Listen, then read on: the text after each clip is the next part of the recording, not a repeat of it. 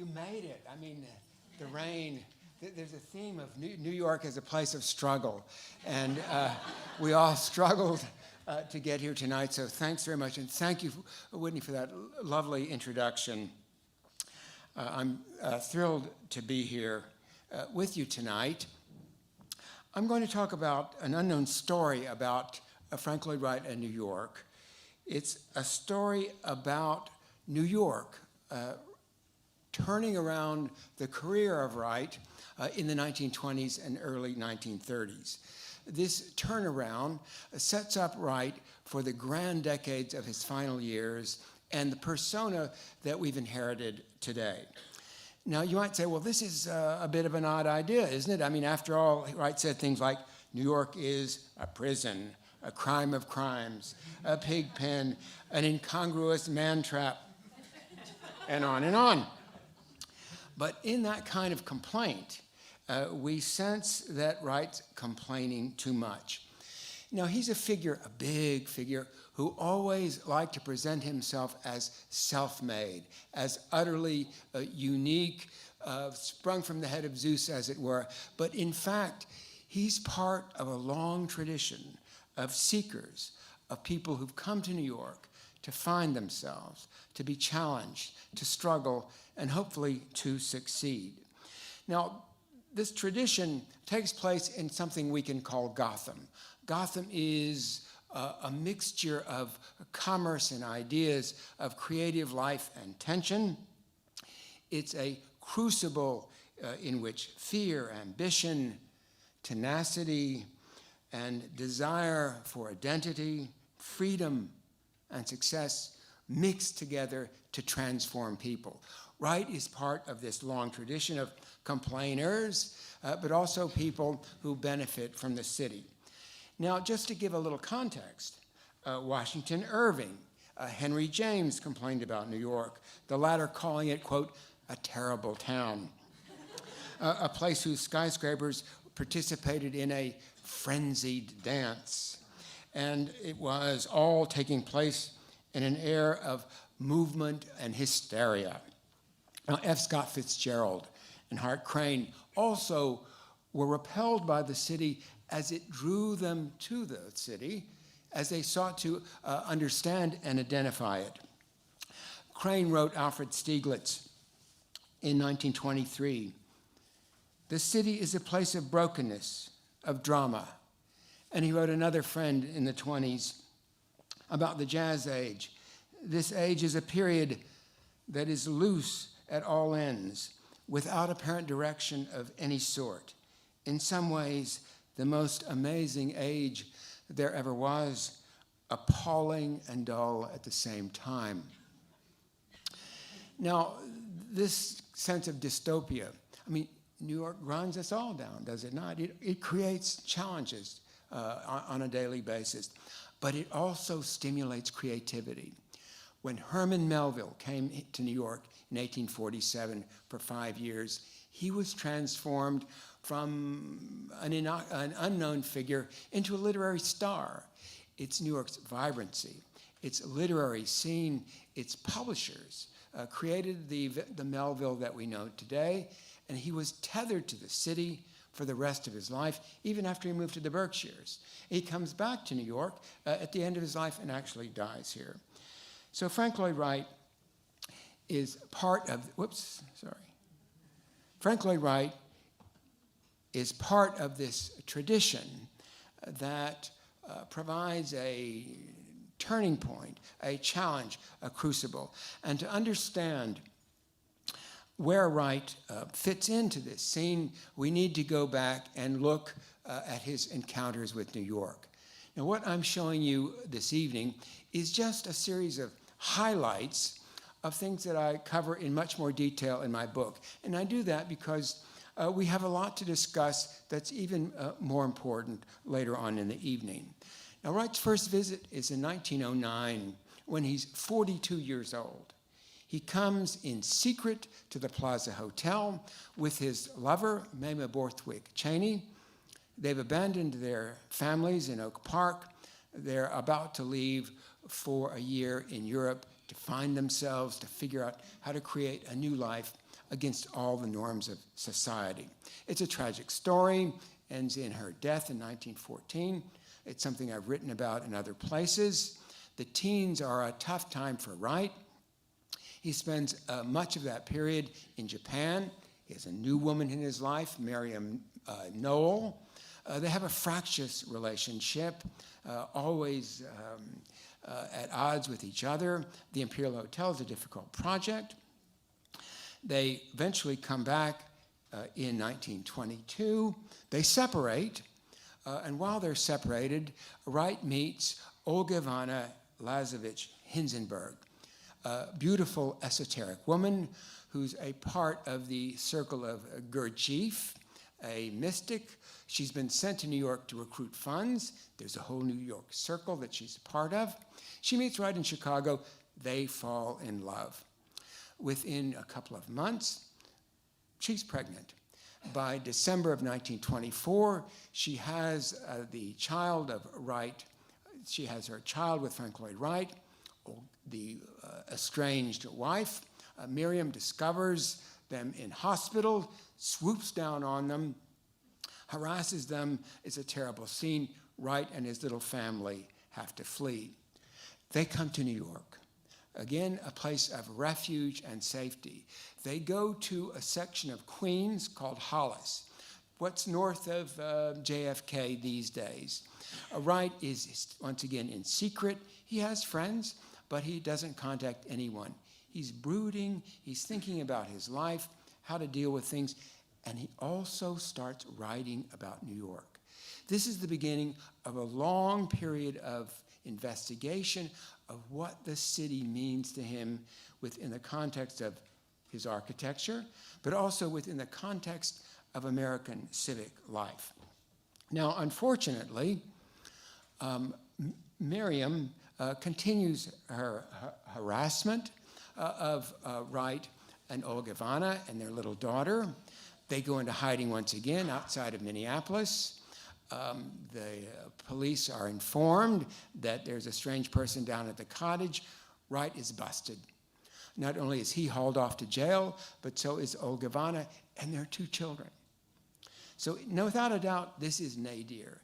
This is the bottom. This is the absolute pits. And unfortunately, while they're in custody, the federal authorities discover that Olga is an undocumented alien. In effect, Wright and his lover have to deal with the equivalent of ISIS for the next 3 years.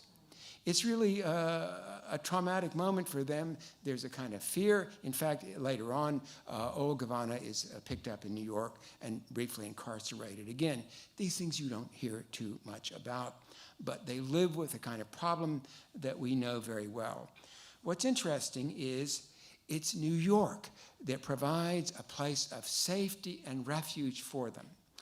They come back to New York, December 1926, to stay with Wright's sister, who lives in a brownstone in the Village on West 12th Street. It's in the center of this image, the door on the right. Wright's sister, Maganel, is a very talented book illustrator. From their base here, they soon rent an apartment in the Village and spend the next 6 months in New York, becoming integrated into the life of our city. Not only that, Wright starts to develop a young circle of friends and supporters who are interested in him and his work, even though he's of another generation. So things start to build within the tissue of the city itself. Now, this is a critical moment in the history of New York City. It's the pinnacle of Art Deco, when the skyscraper is the dominant building form. What's going on in the 20s at this point is a kind of debate. What will the city of the future look like?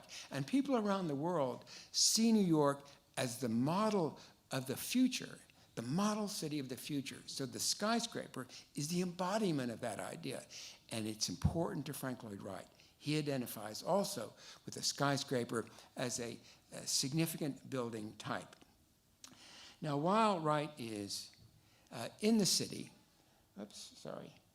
he makes contact with one of his closest friends, William Norman Guthrie, whom you're seeing in his clerical robes on the left, flanked by two Native American chieftains. Now, Guthrie had come to New York in 1911 to be rector of St. Mark's in the Bowery, the church that you're seeing in the right image. This is one of the two oldest churches in all of New York, founded on the Bowery, the farm of Peter Stuyvesant. By 1911, the Episcopalians, the old WASPs, the old Dutch have all left. It's a neighborhood in flux. It's a neighborhood in transition with Ukrainians and Lithuanians and Poles and Jews and all sorts of people who have nothing to do with the Episcopal liturgy around this church. Guthrie is a kind of genius. Guthrie is an amazing figure, and he decides what he wants to do is bring these people back to the church. And for that, he starts to create these esoteric programs inviting swamis and people of color and people from all over the third world to chant and sing and dance. He creates his own pageants, asking young women from Barnard to come down and put on these scanty outfits and walk through the sanctuary that's bathed in light and sound and music and incense. And the more we look at these pageants, the more we realize it's psychedelic. It's the precursor of what comes in the 60s. And in fact, what Guthrie sets up is the beginnings of the counterculture that we have inherited almost up to today. Now, these events which Guthrie puts on need, in Guthrie's view, a special place to continue. And for that, he gives Wright a drawing that he does to design a cathedral of the future, a modern cathedral that's going to be bigger than any church ever built. I don't know if you can quite make it out, but to the right of the center image is a drawing of the Eiffel Tower. The design that Wright comes up with is twice as tall as the Eiffel Tower and 3 times taller than the pyramid of Cheops in Giza. So you may say, where's the site? Well, they didn't quite have a site. But the importance of this project is it's someone believing in Wright's creative imagination and sanctioning him to think boldly when everyone else is expressing doubts and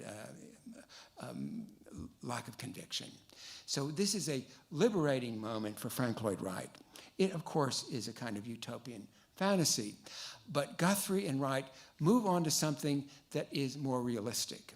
Now, here's the church in this drawing in the center, and around it are 4 towers. Now, again, right off the bat, you might say, oh, thank God that wasn't built in my neighborhood. But there's more to the story, because the whole purpose of these towers, it was not to get a developer rich, but actually to provide the income for all those programs, including soup kitchens, that Guthrie wanted the church to support. So it was a way of endowing a church that was really short on resources. Another important point, when we look at these images, and these drawings, by the way, are featured in Gallery 511 in the new MoMA, which is pretty exciting to see. Another factor is, for Wright, this skyscraper is a new way of designing. It's an alternative to all those deco buildings. It's an alternative to the modern architecture that's starting to come from Europe. So there are 3 forces that are competing in the late 20s: deco, the international style, and Wright's vision of modern architecture. And what I chart in the book is where this struggle ends up. Now, by this time, Wright has buzz in New York. He's publishing articles. He has this circle of admirers. He's making contact with editors. He's getting well known. He's interacting with everyone. And that kind of buzz stimulates an invitation from Princeton University to give a series of lectures. Now, this is a great coup for Wright, who dropped out of college. He's really quite honored. Not only does the lecture series give him a chance to articulate his ideas, but it also gives him a chance to pull together an exhibition, the first big exhibition of his work that's been put on in America in over 20 years. It starts in Princeton. It comes to New York. It's featured in the galleries of the Architectural League, which is a sort of club, the association of all the architects in New York. They had a beautiful townhouse just below Grand Central Station. They had galleries. This is a kind of typical installation. This show gets to travel. So we're seeing Wright's ideas begin to percolate through America with New York as their base. Now, the high point of this phase comes in 1930, when Wright's good friend, Alexander Woollcott, publishes a profile in the New Yorker on the architect. In this profile, Woollcott says, if you ask me who is a genius in America, I will tell you the only living genius in America is Frank Lloyd Wright. Can you imagine? This is 1930, 4 years before Wright's in jail. So it's an amazing transformation. It would be amazing for anyone. And what Woollcott does in this New Yorker profile is he describes in great detail, I guess many of us have read those profiles, they used to be very long, detailed. He describes in great detail who Frank Lloyd Wright is and where he's been. And that article sets out the parameters and the definition of the Wright we know today. Not only does Woollcott publish this profile, but he does something that everybody who writes in New York wants. He gives Wright a literary agent. And Wright's literary agent provides Wright the opportunity to publish his autobiography. This is a design of the jacket cover that Wright put together himself. It's a huge critical success, not just in the architectural press, but in newspapers all across the country. It's a rave. It just confirms that Frank Lloyd Wright has become a professional writer, someone who makes money by writing and someone who is critically respected. Importantly, it also draws young people to him. And with this clamoring of young people, Wright will soon be able to create his own fellowship, this series of acolytes who work with him and spend time with him in his fellowship the rest of his life. Now, within 4 years, Wright designs the famous Falling Water, 1936, and the Johnson Wax Building, two of the masterpieces of 20th century architecture. 1938, he's on the cover of Time magazine, the first architect to have his face put there. In the background, you can faintly make out a color perspective of Falling Water. So within this time frame, while other architects in the Depression, and let's remember, 1938, my father had just graduated from college, in fear and terror. It's hard times, but Wright is ascending. And he's ascending, I maintain, because he's had this foothold in New York. New York has propelled him forward. Now, by the end of the war, 1945, the Depression is over. There's a lot of pent-up energy and demand for the new world, for the future of architecture. At this moment in time, it's unclear what that future will be. Wright has his hands full with the project that will preoccupy him for the rest of his life, the design of the Guggenheim Museum. Now let's remember, the commission for this building comes in 1943, and it's not completed until 1959, 6 months after Wright dies. So there's a long gestation. Here we're looking at Wright on the left, Hilaire Rebet, the art advisor of Solomon Guggenheim, in the center, and Solomon Guggenheim himself. This photograph was taken in 1945 at the model's unveiling in the Plaza Hotel. Now, there's so much to do with the Guggenheim, and things are getting tense at Taliesin, where Wright lives with his fellowship, that Wright and Olga Laza move to New York, in effect, and take up 2 suites in the Plaza Hotel. Here we see how they've remodeled the interiors. The color's a little bit off on the left. It's actually much more mauve and gold and beige. From here, Wright becomes a kind of potentate. He's a celebrity in his own. He visits with people like Arthur Miller and Marilyn Monroe, for whom he designs a project. Everyone comes to him. He supervises other projects that are built around New York, and of course, the Guggenheim.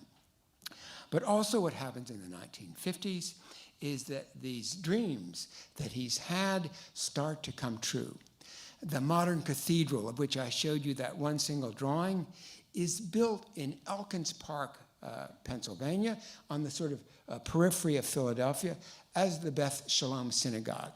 Of course, it's scaled down dramatically, but it's the same idea.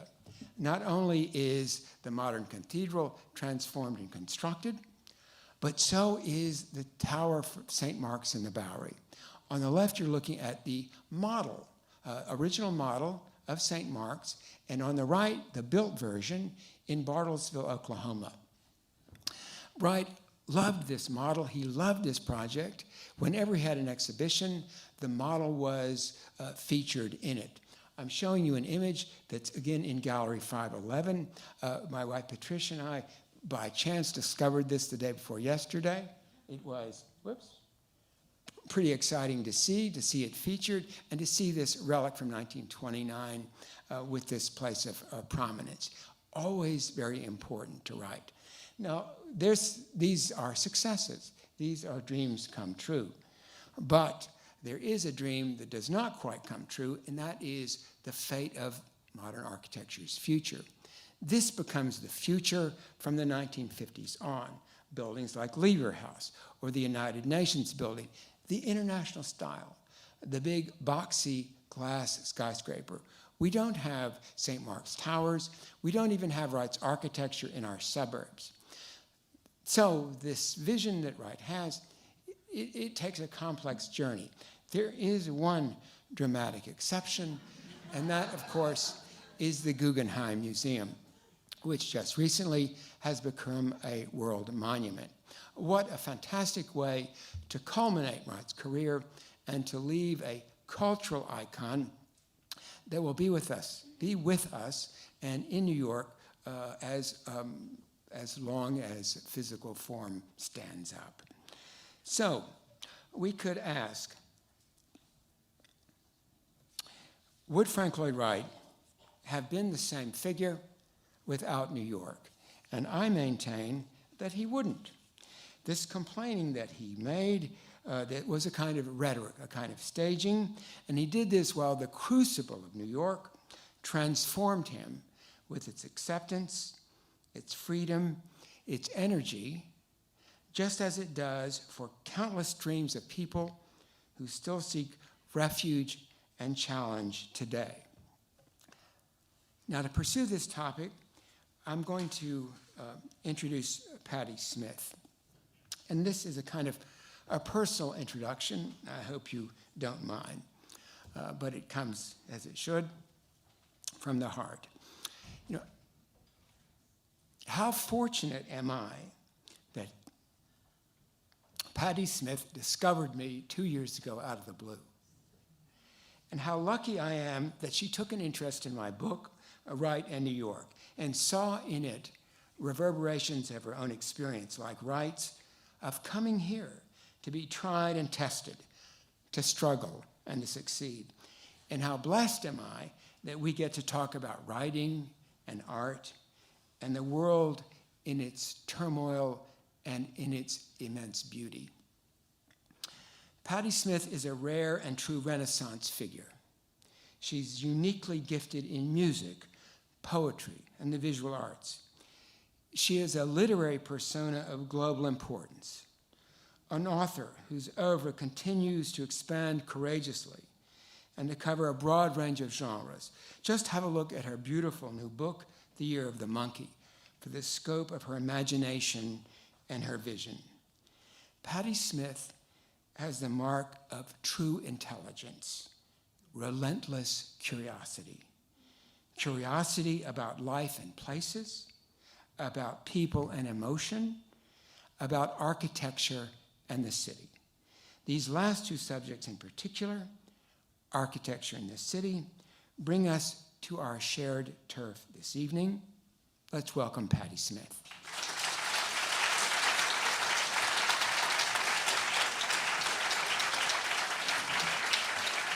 Hello, everybody. Hello, Anthony. Thank you Hello, for Patti. those words. I almost felt like if I had departed, they would have been wonderful words for me. So, but I wanted to say I loved Anthony's book. I'm reading it for the second time, and the thing that struck me was, as you said, I wanted to read about Frank Lloyd Wright. I love the Guggenheim. I was very curious. I knew very little about his life and was amazed at the parallel study in this book, the one of his architecture and, of course, him as a human being, but also the evolution of our cultural voice, the early evolution of our cultural voice in New York City. That was fascinating to me. I had never read about how St. Mark's Place evolved, how the East Village evolved. And so I was curious about your research.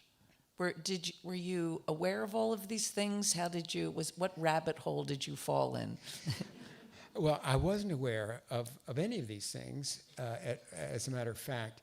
And the rabbit hole was Guthrie, this amazing figure. And, books sometimes have a life of their own. And this book originally was going to be about Wright and Guthrie, because Guthrie was such an amazing figure. And I knew that they had known each other and that they had a very close, intimate relationship. But I didn't know much more because Guthrie's papers weren't available. They were jumbled up in Cambridge, Massachusetts. And I went up to Cambridge one freezing January, and I started reading about Guthrie, and it blew me away. And I realized that this was one of the most important artist-patron relationships in the 20th century that no one knew anything about. So that launched me into this inquiry that sort of one step after another led me to look at St. Mark's and to discover these programs that he did, to discover these drawings, then to find out in the neighborhood that Wright's sister lived down the street. Why hadn't anyone ever mentioned that before? And that she was an amazing figure, and on and on. Well, it was funny because the St. Mark's Church was the first place I ever had a public performance of my poetry. And simultaneous with people, all the great poets of the 50s and the 60s that I got to see in the 70s, there was also dance there. And I always wondered, what are all these dancers, ballet dancers doing and interpretive dancers doing in St. Mark's Church? Because I thought it was a place for poetry. And in this book, I learned, in your book, I learned about the genesis of the sort of the bohemian culture that was evolved through Guthrie's shepherd. He sort of shepherded that culture. Absolutely, and literary figures, theater people, writers, they flocked to the church. There were so many people that they were turned away at the door, and it was a tremendous success. Probably less so for the Lithuanians and Poles, but it's the beginning of this center, and I think probably the continuity of dance started there. Incidentally, Guthrie's daughter, Phoebe, continued dance performances even after Guthrie died in 1944. So it started there, to the best of my knowledge. It's funny because when you read about all the complaints about New York being somewhat of a pigsty, when I think about myself as a young person and many of the people that flocked to New York in the mid and later 60s, that was what we loved. I mean, the grittiness of New York, that it was so inexpensive, it was very, very cheap to live here in New York. I mean, there were rats running around. It was a bit dangerous. Cockroaches everywhere. In other words, very exciting. And but it was affordable. You could get a job in a bookstore, have an apartment in the East Village for $75 a month. And so there was quite a burgeoning community. Everywhere you saw was poets, writers, musicians, all clustered in this area that was so inexpensive. And I wonder, what exists now for people coming to the city?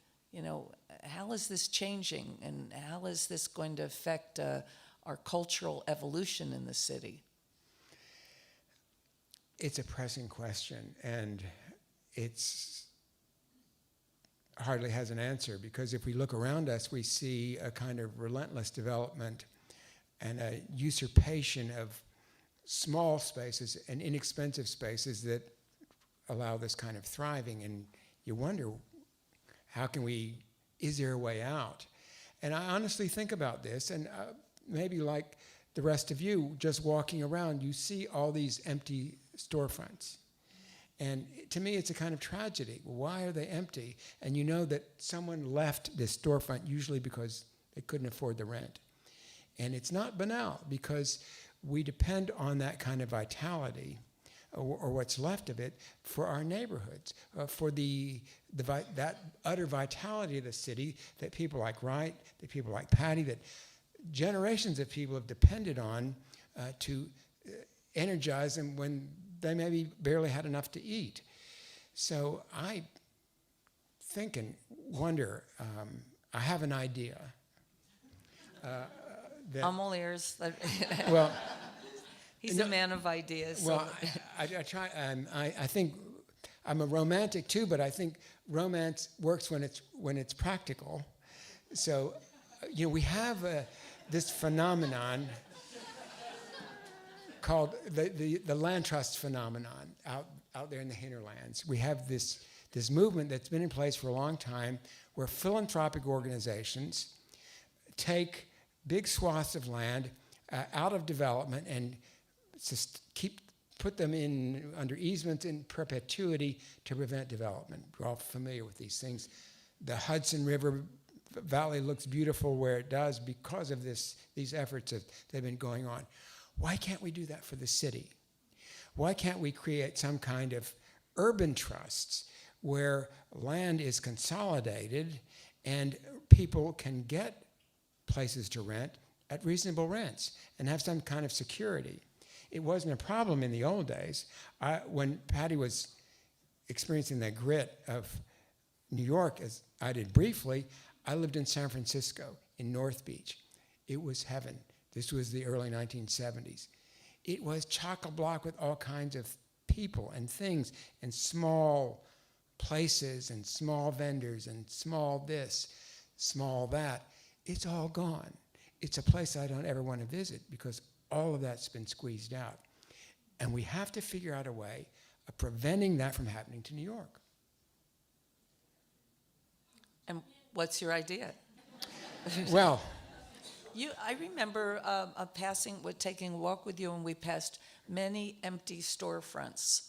And we were talking about this, and I know because I have friends or acquaintances or places I'd love to go, and you're there Monday, and Thursday they're gone because their lease ran out and their rent has been tripled, and then it stays closed for months or years on end. And I remember that you had some kind of idea. Well, I'm harebrained. Come on, ideas. Anthony. But well, there's been recently an imposition of a kind of a millionaire's tax on real estate that's above $1 million. It's an incremental increase. I'm not sure where that money goes, but it's a tax on rich people who are buying great big oligarchic stuff in the heavens. So could we not, and that's a kind of legal, logistical, mechanical, political move to do that. Well, what about saying that landlords have only a limited amount of time to hold on to places and to prevent speculation? Not taking control of somebody's property, heaven forbid, but just saying you can't speculate on this property after a certain period of time.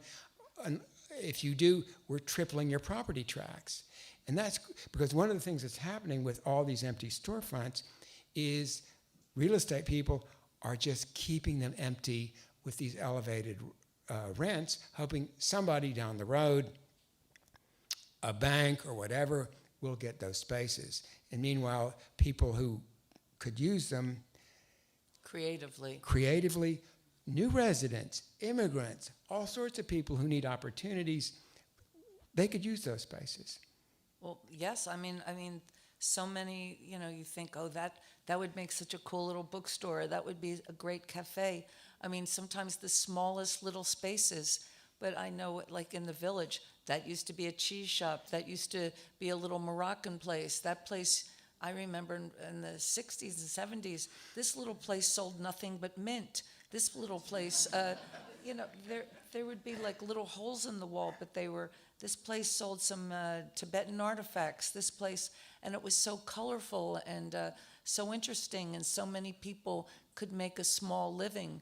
And now so many of these places now is just a string of empty spaces that perhaps might become a CVS or a bank or a nail salon, but often just wind up empty. And that kind of corruption allows them to be empty. I know in the Village there's, what was it called? The Figaro Cafe. The Figaro Cafe was like a beatnik cafe when I was young. I came to New York in like 63, and there's the Cafe Figaro with, it had like awnings with cats with berets, and it was always filled with people. It was always packed. And all through the 60s, 70s, 80s, it was still there. In fact, the awnings are still there. But then they raised the rent. They did this thing where they increased it 2, 3, 4-fold, and they had to leave. And for a while, they had some chain taco place that had bad tacos, and it folded. And it's been closed, like empty for years. It's just sitting empty with these poor, sad, awnings with, beatnik cats on them. And I like your idea. That shouldn't be allowed. Well, I guess what we're talking about Let's is storm de Blasio. We're issuing a call for a return to grit. And I don't say that because I like the gritty too. Even though I'm wearing a suit, I can get gritty. It's not just being funky or dirty or whatever. To me, grittiness is even more important because it's a psychological and cultural phenomenon where you're a little more attached to the physical world than this. And that is a concern too, that grittiness creates interaction with human beings and the physical world. And that's an issue too, aside from rent, that in that world that was tough. And I remember very well being in New York in 1972 and 73, there were so many places you were afraid to go to. But there was a kind of bonding. Right? Yes. Well, another thing, it's this, I've noticed in the past few years is this sort of obsession to make things neat. Like in the Village, nice little parks, nice little areas. They have, some wildflowers and some benches and some homeless people, some people with their coffee. They're hijacking these places, and then they close them up. They relentlessly renovate them with their little black metal gates. Little, fake wrought iron areas, geraniums, and everything so perfect that nobody wants to sit there. There's like the benches, and you feel like it's so artificially neat there's no organic sense. They're taking away a lot of the organic sense of things, trying to close up all our old gardens, all of these, anything that has a little, is asymmetric. You know, they seem to want to have, to enforce symmetry on us, and especially downtown. And it makes me feel uncomfortable. It's claustrophobic, I feel. I feel sometimes like everything is closing in on us. Like, do you ever feel looking, you know, you look up and used to be able to see all the way up the street and used to be able to see the moon, and now it's like Night of the Tripids. These you know, same looking buildings get built in like 2 years, and you know, if you look away and look again, there's suddenly half a building, and I don't know how we can stop that. It seems like it's you know, I don't, like a disease or something. What will we do, Anthony? Well, we have to resist. We have to resist. But it's interesting that you used the word organic and talked about asymmetry, because that also can bring us back to Frank Lloyd Wright a little bit, because one of the things that interests me is the idea of what is his legacy, and secondly, a really important idea that he had, which was small is beautiful. He had this conception of an alternative way of living in the country, not in the city, called Broadacre City. And the major rule was small rules, small farms, small industries, small homes, small gardens, all these things that are in the end about human scale. And I think it's particularly hard to get a handle on what do we do, because the truth is, you know, we're beset by really big problems every day out there in the political world.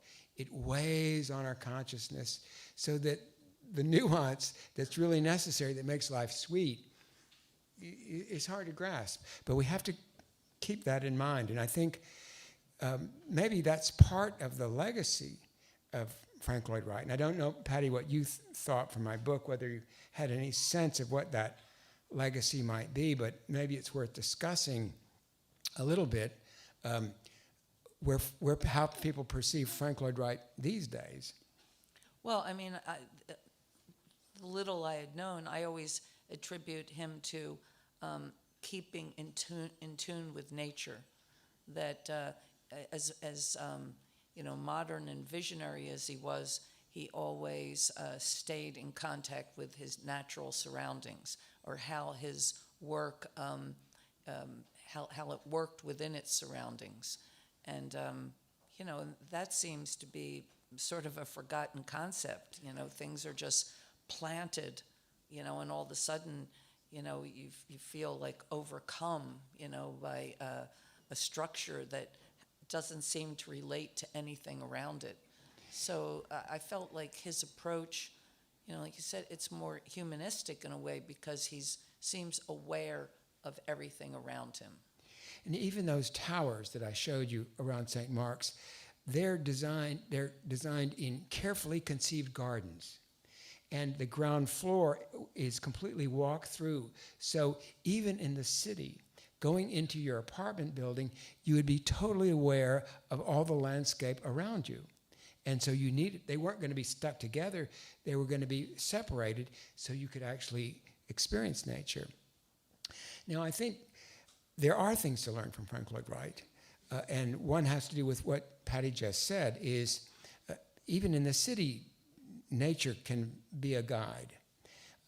Wright developed this in great detail, and his architecture, if you'd experience it, and you can see one of his rooms at the Metropolitan Museum of Art, the Little House living room in the American wing, and see what the architecture felt like.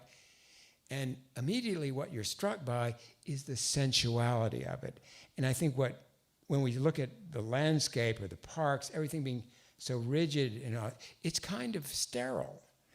And Wright was not in that place. His work differed from international style, from what people think of as the Bauhaus, all that plainer white, because it's got color, it's got texture, it's got wood, it's got fabric, it's got reverberation. It's got scale.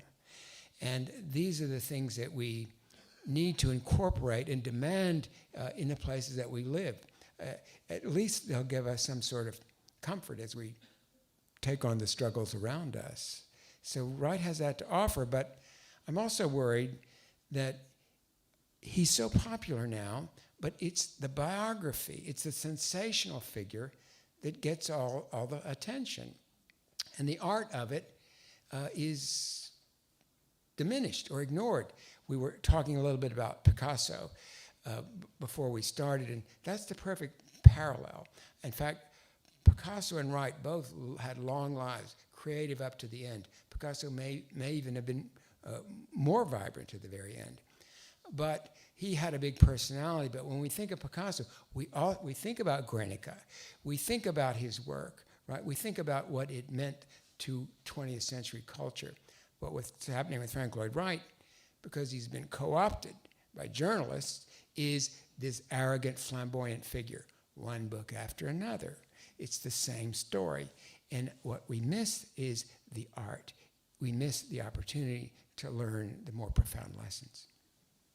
Well, I think it's always, especially, well, in our present culture, an artist and artists of different periods are being examined with some of how our culture now is shifting and how they look at relationships, personalities, and so they'll look at somebody like Picasso and think, oh, he was a terrible man.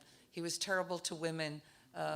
We want to take down his work. He has to, because they're too focused on his lifestyle or and not on the greater part that he gave the world, which was his work. And do you think that Wright also is being co-opted in that way? Absolutely. I think he's definitely has been co-opted that way. And he spoke in sound bites, so he's easily quotable on Twitter. Because I remember in the 70s, people used to talk about him, he's a terrible man. And I think, look what he did. Look at this work. I didn't know him. And even if I did, I would be probably much more interested in his work than in his persona. And how much are we going to allow an artist's persona overshadow their work? Well, I completely agree. And this is, again, a large cultural movement where persona and flamboyant personality dominates content in many of the arts.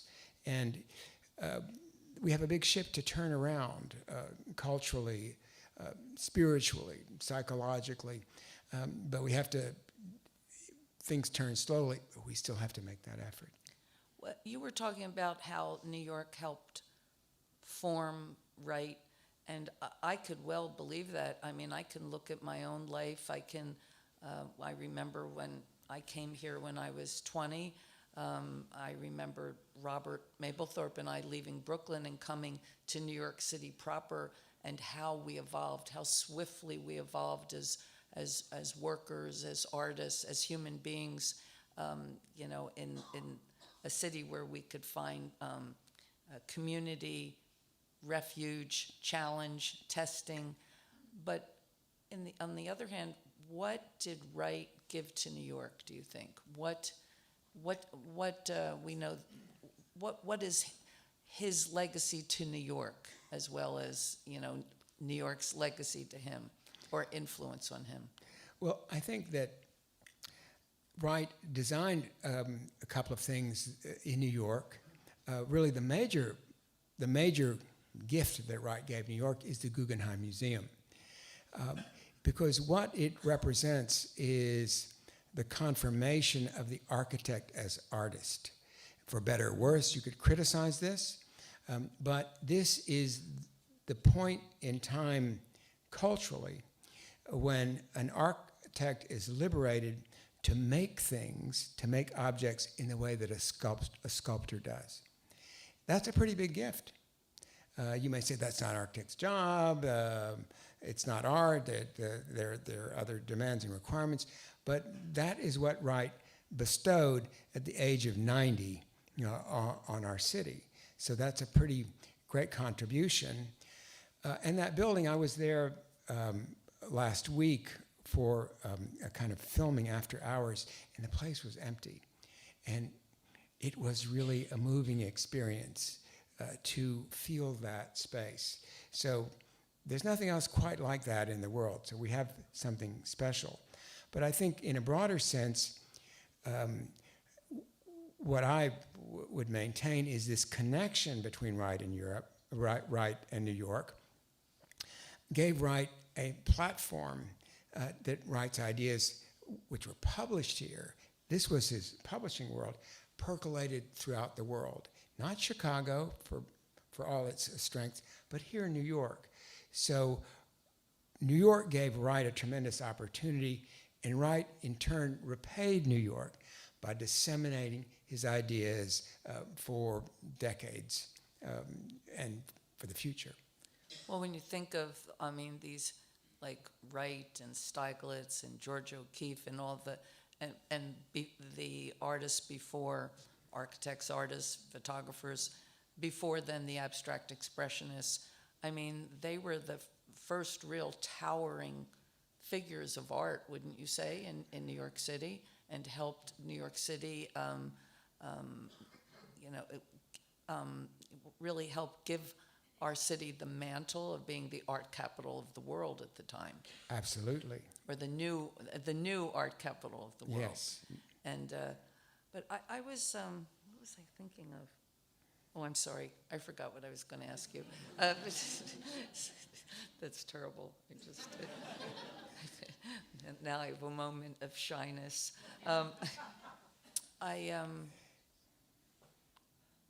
Talk. You talk. Well, I actually interpret this not as a moment of shyness, but actually a moment of closure. Because we do have a kind of schedule this evening, because we're going to have a little reception and a book signing, and we promised we wouldn't go on at great length. Oh, and I know what I could do. No, in terms of closure. I knew that would engender a reception. In terms of closure, first of all, I want to thank you. The book is wonderful. I learned so much about it. I learned so much about the city that also drew me, even though I love the cockroaches and the gritty things. And I bet Frank Lloyd Wright loved it more than he says. But I also not only wanted to thank you for the book and the things that you've said, but I thought it would be nice to sing you a short little song. And not just sing it for you, but for the spirit of Wright and the spirit of Wright that you give us in the book, because the wonderful thing about this book, since Anthony has said such nice things about me, is that there are really interesting, tragic, and exciting stories about his life. They are all threaded within the book, and so one can read all of these things, but they are threaded within, not in a sensational way, but in a way so that you get to know the man, the flaws of the man, the strengths of the man, and also, but what rises above everything is his work. So let me try to sing you this little song. I hope it's not embarrassing. No, never. Okay. I was a wing in heaven blue, on the ocean, soared in the rain, and I was free. I needed nobody. It was beautiful. It was beautiful. I was a vision in another eye, and I saw nothing, no future at all. Yet I was free. I needed nobody. It was beautiful. It was beautiful. And if there's one thing could do for you, you'd be a wing in heaven blue. Thank you, Anthony. Thank you, Patti.